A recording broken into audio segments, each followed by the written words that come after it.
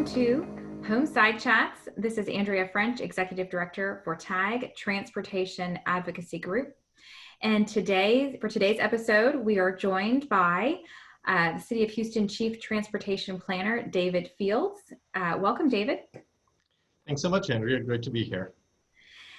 So just want to talk a little bit about how you just arrived in Houston and probably were just getting your feet wet with everything, and all of this started to happen. So can you share a little bit about what that experience has been like for you, just kind of getting acclimated at the same time that a pandemic has started?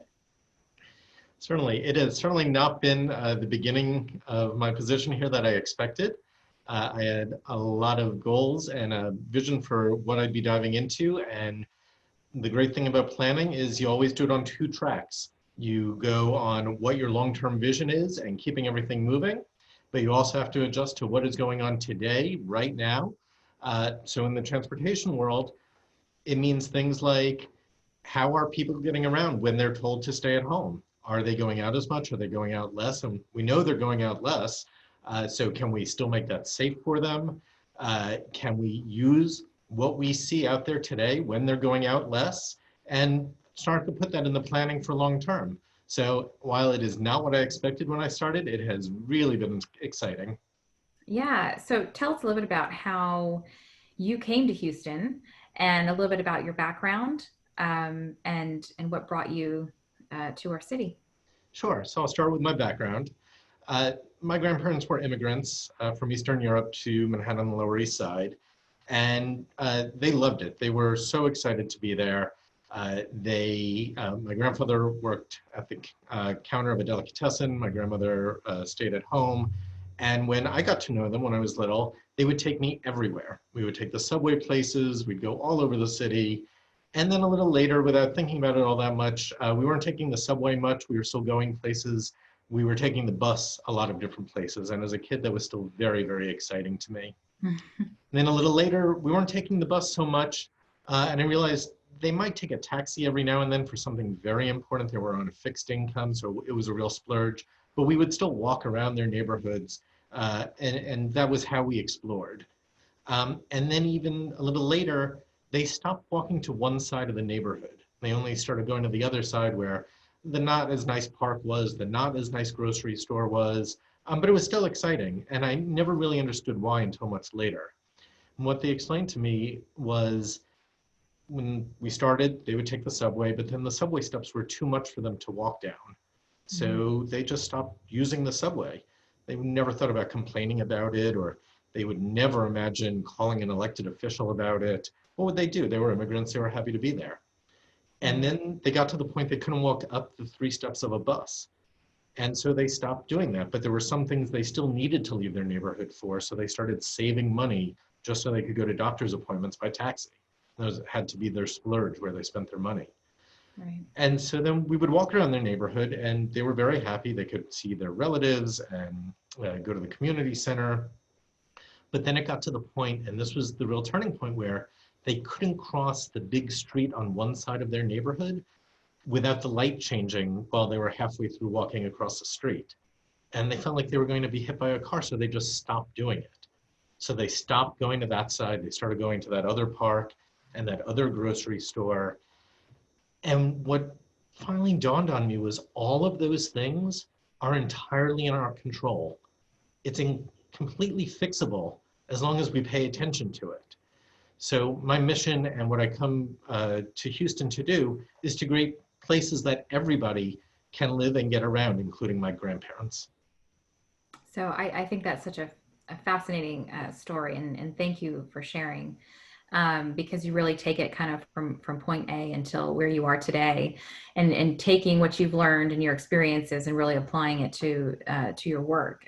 So again, thank you for sharing that. And I think, prior to our current circumstances, Houston already has experienced situations that you've just described, where certain populations do not have access as a result of some of the existing transportation infrastructure that makes it challenging for different communities to have the ability and the access that other communities might have, or other folks. And so here we are now in this moment, and do we see again where, that access is really impacting the more vulnerable populations in so many ways, right? Not just through transportation, but education, medical care, all of those things. And so I'm curious, if you're looking at it again through this lens that we're in right now, are you starting to feel that even more, with kind of the loss of equity, right, for access, that's really being exposed right now in this moment? It's a fascinating time to be here and seeing that Houston doesn't get enough credit for some of its great older neighborhoods and neighborhoods that have developed, in our world, we call it no zoning. Right. Um, but it may have actually served Houston incredibly well because it Mhm. meant that people live close enough to stores, to shops, to restaurants, that they don't have to get in their car, especially right now when we're encouraging people to stay close. It's working very, very well for certain neighborhoods. At Right. the same time, there are other neighborhoods in the city that don't have that advantage. We have food deserts and lack of grocery stores in certain places. We have lack of consistent broadband. So even staying home becomes difficult. And that equity equation really, really goes to speak about the planning that is incumbent on us to make all of those different neighborhoods up at that same level. Right. Yeah. And it looks like you are at this very moment in your office. Yes. Yes. And we appreciate that you are part of that network of city workers that are still out there, and really kind of part of that frontline work that's still being done to keep city services moving along. And I would kind of ask you what your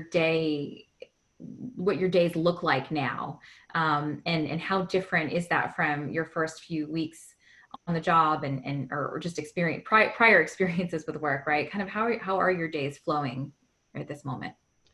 Planners are really collaborative by nature. We Hmm. like rolling up our sleeves, rolling out a plan, marking it up, discussing. Um, and that is mostly how we were working for the first 4 or 5 weeks that I had started. And Hmm. then everything started with the work at home as much as possible. And we've shifted dramatically to working by conference call, by video conference. So it is a change. It does take a different mindset. Hmm. Luckily, we're at a point with technology where it helps us do a lot of that. But I think what we're learning is to be a little more patient in those conversations, because when you're talking to Okay. somebody over the phone or by video, you still don't get the body language, the visual cues you might have gotten in the room. It may be harder to stop somebody and ask a question when they're really on a roll. So I think what we're Right. learning is something that we were taught very early on as planners, but sometimes we get away from, is how to be a good listener and facilitator. And at the end of the day, that's going to help us when we go back out to the public. So I'm hoping we Right. take this lesson as a positive. And if the technology helps us do more meetings so people don't have to come to a meeting in the middle of the day or come to an evening meeting, but they can just log on to be part of it, that's Mhm. just so much for the better. Yeah, I think it's interesting. In other conversations that I've had with some of the council members too, there's been a mention about kind of efficiency, and how we're finding that perhaps technology can provide more efficient opportunities. So, for instance, permitting, and things like that, that we can move online. But there is, you absolutely, touched on that point, that uh, the body language, and right, and kind of what happens in a space where you are in person versus through a screen. And so one of the things that I know is often part of the project process, right, are those public meetings and those public outreach meetings. And so as we work on moving things along, and kind of making sure that we provide for that public input, how are you all kind of handling that, and what have been some of the challenges, or that you've been looking at, that might be experienced? So just this week we had a bicycle advisory committee meeting, and it's probably about 40 people Mm-hmm. online. So the first 10 minutes or so was a very different conversation than when they meet in person. It was explaining the technology, explaining how the meeting would be operated, how to ask a question, how to stop a conversation. And it required everybody to, I think, even the participants, be much more active listeners just from the very beginning, as Mm-hmm. opposed to shuffling through their papers and just waiting Right. for the one item that they want to jump in and talk about. because we all have to be a little more cognizant that things are different. Right. Um, I think one of the things we're realizing is there is no one technology that everybody uses. It is Hmm. really different. So every one of these meetings, even if the city uses the same technology each time, the people calling in may not be familiar with that setup and that system. So I think we're being a little more generous with the amount of time we're budgeting for meetings so that people can get that learning curve in the beginning and that we can still have the conversation and the technology can kind of come along with us. Okay. No, that's great. That's great. I know. I mean, even with these setting up these chats, it's, Skype or Zoom or Teams and, and everybody kind of has their preference, but different platforms do different things. And so, yeah, it's been interesting. And I felt personally, I was pretty tech, like I could handle the average day-to-day technology, and I have felt this has been a huge learning curve, for myself, and I think for many other professionals. So I commend you all on really, taking the moment and just doing the best that you all can, and moving forward with that. As we talk about, you mentioned, I really appreciate your comment about planners kind of being able to work with what's in the moment and also look ahead. And so with current circumstances being that the moment, the target, the numbers, the outlook, right, constantly changing and being very uncertain, and also trying to look ahead in the vision. Um, how do you think that this pandemic will shape future transportation planning? How do you already start to see some shifts in thoughts, in approaches to things? It's something I'm already really thinking about, and so I'm just curious if you have thoughts for that. Absolutely. I think if anybody's been out on the streets in the last week or so, they will see a noticeable decrease in the number of people out there, the Mm-hmm. number of drivers, cars that are out there, even the number of trucks that are out there. And that's kind of a starting point. That's a data point. But what I find fascinating about it is it reminds us that transportation is not a static thing.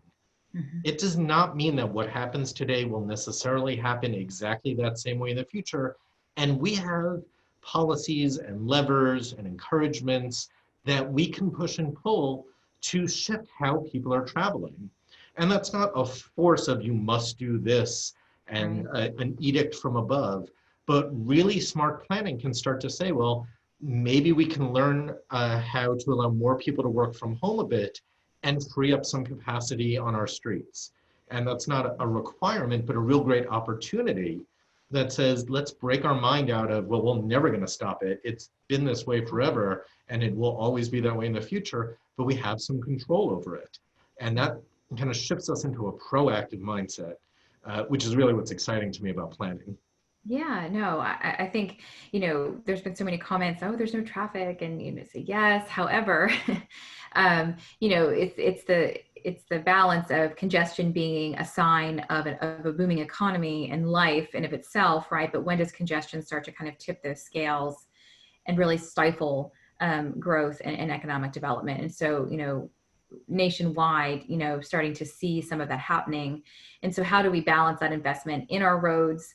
But also when we look in this moment, are we using our trails? Are we using our bikeways? Are we all getting, myself included, on bikes more, and really experiencing what a bike ride feels like on the existing infrastructure that we have? And so I am so curious as I ride around, you know, will this help shape some opinions about how we look at investing in our trails and connecting our bikeways and things like that? And so I'm sure that there's been similar conversations, but it is now for me, it is, I'm more in my bike and walking than I am in my car, which isn't, it's just, it's nice, at the same time, it's different, right? Because it's not necessarily a choice that I'm making in the moment. But it's given a new appreciation for some of those other modes that perhaps don't always get as much attention. Yeah. And I think that appreciation that you mentioned is exactly right. We're hearing from people, they're starting to convert that into an expectation that I should be able to walk around my street safely, Mm-hmm. regardless of what's going on in the national health environment. that Right. that should be a minimum standard that we provide for people. And this awakening of, maybe it is okay to bike. I hadn't really thought about it before, but I was doing it those few weeks, and that felt really good to get out there. You know, let me go explore a few more trails. Let me see about the street network that the city's building for bikes. I Right. think that expectation is positive for the city and is kind of a positive catalyst to not a requirement, but a desire by the community that that's all, again, for the good. Right. Yeah. You mentioned too the collaboration that planners enjoy, and I am curious kind of how the communications are happening between the departments, right? To kind of keep existing projects moving forward, and also just the status of the day, right? So what's happening? What are the challenges? What are the opportunities? And so if you can talk a little bit about that too. Sure. Um, one of the one of the things that I was told when I started was this position will do really, really well if it can not ask how things had been done before, but Mhm. start to lay out how should we be communicating between departments, between agencies, between stakeholders, all across the board, and what is that practice starting to look like?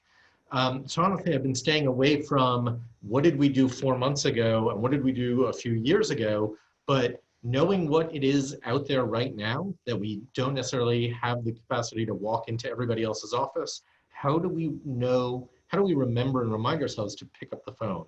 How do we regularly check in so that we don't end up often siloed? And right now, I get to actually point and say, look, I need to call you because we're not going to have that meeting. And I Right. think that's going to be a great base for let's do this regularly. Right. Yeah. So also looking at some of the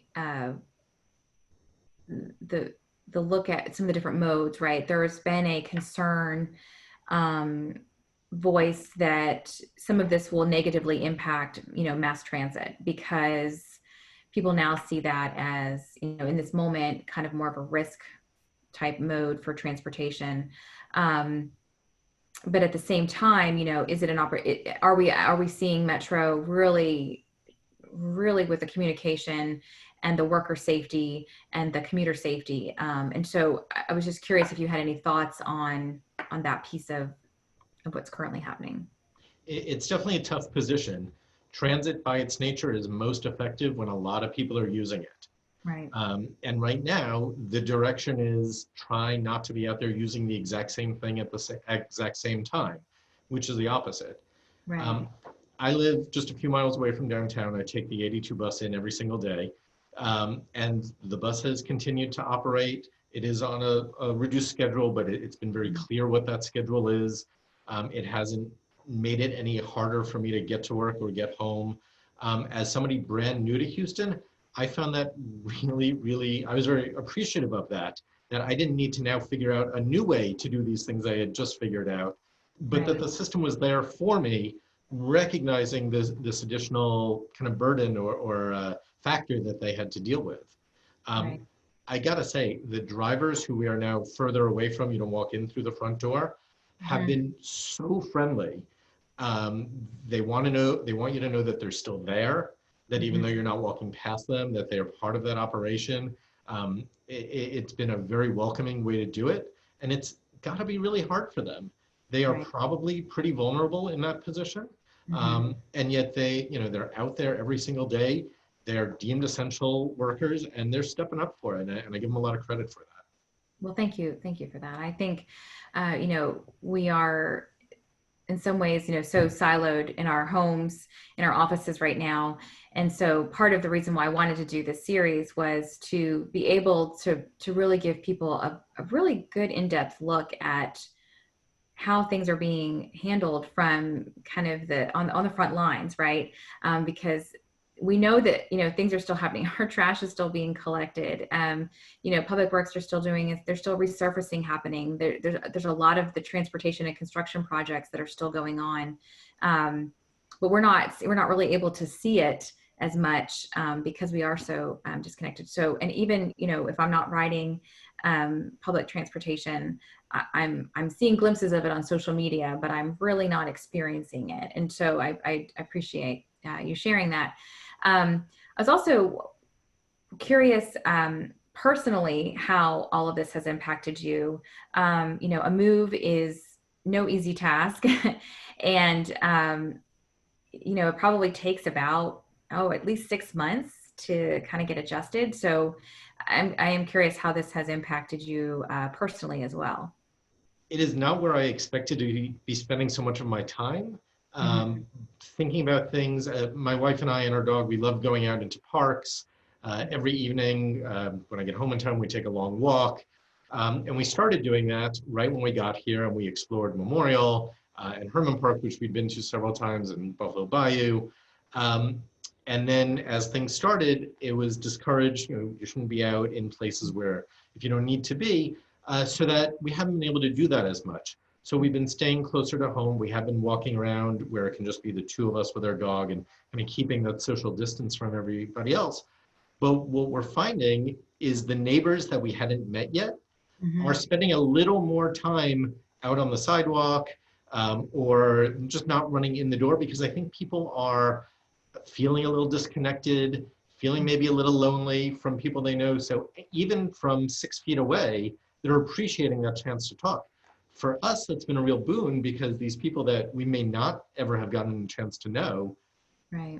have really been welcoming and starting conversations with us. So while it feels kind of natural because it's new, my hunch is it wasn't exactly that way before. And the Right. other places, we've been enjoying picking up from places Hmm. that, late at night, maybe you don't want to go out to dinner or on a weekend. So we've been able to go in and just get an appreciative nod from the Hmm. person if we've ordered online, who really Right. appreciate that we've done that. And that has made us say, yeah, we definitely want to go back to that restaurant. They really made us feel like that made a difference to them. That's Right. a And nice don't we moment. appreciate, I mean, don't we appreciate, the food scene in Houston is one of our kind of, crown jewels. And so do we now even appreciate that more? And really, it is really heartwarming to see people support kind of these smaller businesses all around Houston in these tough times. Um, you know, I've tried in my thoughts and some of these questions that I was preparing to think about if there was ever a time that we could look at that really shifted how we do things. And so, I was looking at some motivational messaging yesterday because we all need a little bit of that each day. And the comment was that we are so frustrated because we want to go back. We want to go back. We want to be where we were and go back to life being quote unquote normal. And but the reality that we all know, and especially in these conversations, is that we will not be the same after this. We individuals, we collectively, city, county, state, nation, world. And so if we look at times in history when the devastation was such that it brought us closer together and made us kind of rethink policy, one of them is 9/11, and kind of economically and emotionally, right, kind of rocked to the core with that. And so I'm curious if you have kind of in your previous experience, in your work and for planning, um, kind of lessons learned from things like 9/11, major hits to just kind of our psyche and our world, and how you could take those lessons and kind of apply them to your current work. Um, so we hadn't talked about this, but I was actually in New York on 9/11. I was living Oh in wow. Brooklyn. I was Okay. working for Metro North Railroad. And I was very lucky that nobody I knew was specifically on site or too close to that area, but the whole city was changed after that day. Um, and the lessons I learned probably could have been taught in a classroom, but what it did come away with is, first of all, um, be kind to each other on a very different level than just being polite. Right. Really recognize that you have no idea how each person you see was touched by that day. Did they have a family member there? Was it a friend? Did somebody not come home? And you'll just never know. So give them that extra space. What one friend called me, really think in grace for them, Yeah. because we don't know. Um, and the other piece was also recognize that people are going to heal or throw themselves into different ways to heal that may seem strange from the outside. So some people wanted to be back at work the next day. They wanted to, that was how they wanted to spend their time. They felt like that was the best thing they could do for the city, best thing they could do for their psyches. And there were other people who could not take that step. It was just not something that they were going to be able to bring themselves to. And Yeah. was one right and not the other not right? I mean, they were both necessary. So to really take a breath and to leave judgments on the side that this external factor had just changed the way we live and give ourselves time to heal, it was a hard lesson to learn. Um, Comparing that, I was also in New York. There was a big blackout a few summers later. It was a huge blackout, and the reaction was very, very different, because it was clear it wasn't an external attack. It was Right. just something went wrong. And it was a noticeable sigh of relief that people didn't have to protect themselves. They didn't have to be scared. Right. And it was a much more kind of social event. And my gut tells me this is going to be more of that second activity after we get through it. We're Hmm. not going to feel that this was a personal attack on Houston or on Right. ourselves, and that the community, that as soon as we can come back together, we'll be very quick to want to do that, to re-engage and to get back connected to our work, to our friends, to our families that we're a little disconnected from right now. Right. Somebody asked me yesterday, what would be the first thing that I'll do once the orders are lifted? And I mean, I didn't have an answer. I thought, well, maybe I'm just my brain's so foggy from balancing so much. But I'm going to challenge you with that question because I don't know. Maybe it'll help me. I don't know. Um, my in-laws live outside of San Antonio in Mhm. Bandera, and we have purposely stayed isolated from them, keeping them safe, staying here while I work. And I'm pretty sure as soon as the ban is lifted, we're going to go make a trip and see them. Very good. Yes, I know there's a lot of in-laws, grandparents, that are really, it's the children telling them to stay home, right? It's kind of the reverse, saying, no, mom, dad, stay home and don't, but it's hard for everybody in many different ways. Um, I would be curious, kind of you had a vision for maybe what you would want for Houston um, when you arrived.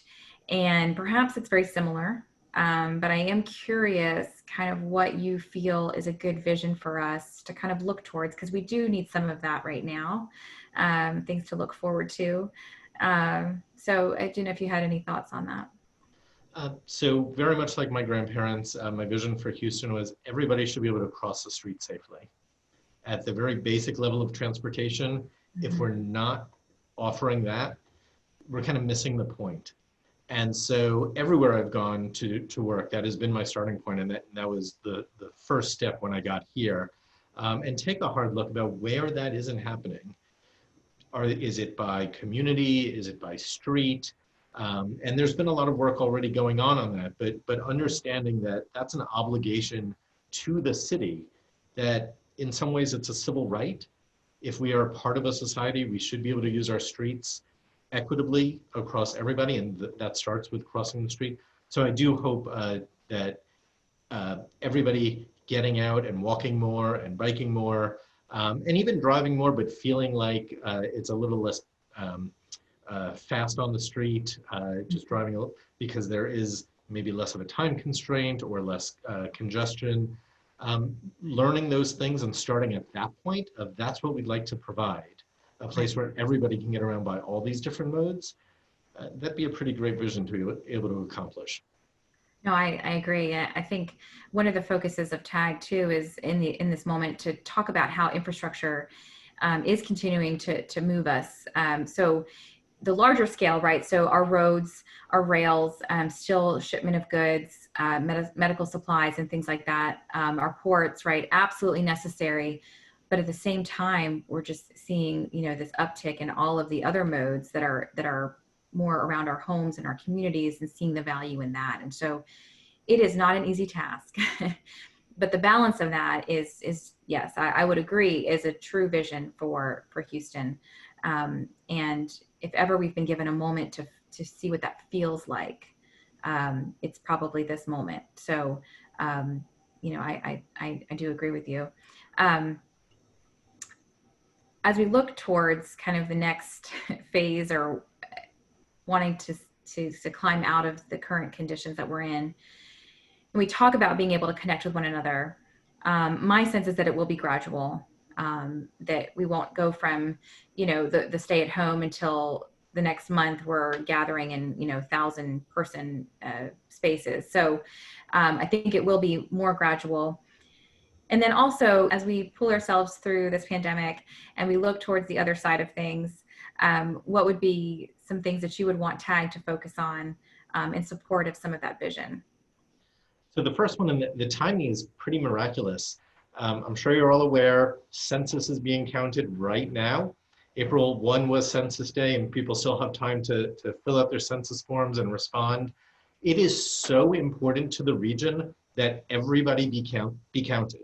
This translates into more transportation dollars, representation, any kind of federal touch point to the area starts with this census form. So if every member of TAG and anybody who watches this can get that word out quickly, that just expands the pie for all of us. That's all for the good. And then the second piece, and I think this is, from what I understand, TAG's been great at all along, and really could really own moving forward, is making sure we stay together during this time when it's a little more difficult to speak to beyond just the thing you have to get done right now, keeping our eye on that longer term vision and making sure all those partners are still staying in touch. And maybe, if it's not right after the ban is lifted right very soon after that, some kind of gathering where we all kind of re-pledge to the region's good. Somebody beyond just any one agency should lead that, and that feels like a great role. A re-pledge to the region's good. Yeah. Okay, I like it. I think you coined you coined something. No, I think that's great, because we'll all need to just talk about this, right? And so some of this series, that's the goal, is we don't have the answers right now, but my goodness, do we really want to talk about what's happening in kind of each of our worlds? So thank you. I think this has been a great way for a lot of our folks that didn't get a chance to meet you in person already, for them to learn more about you and what you're doing for the city, which it sounds like is great stuff. And we look forward to more conversations with you, perhaps in this venue, perhaps in person, or yes, in person eventually. But we appreciate your time and your leadership and your work. And so thank you so much. You're very welcome. Thank you for tuning in to today's HomeSide Chat episode. We hope you enjoyed the program. This series would not be possible without the sponsorship of our 2020 TAG Mobility Partners. We appreciate your support and your partnership. Stay tuned for more HomeSide Chat episodes coming to you soon.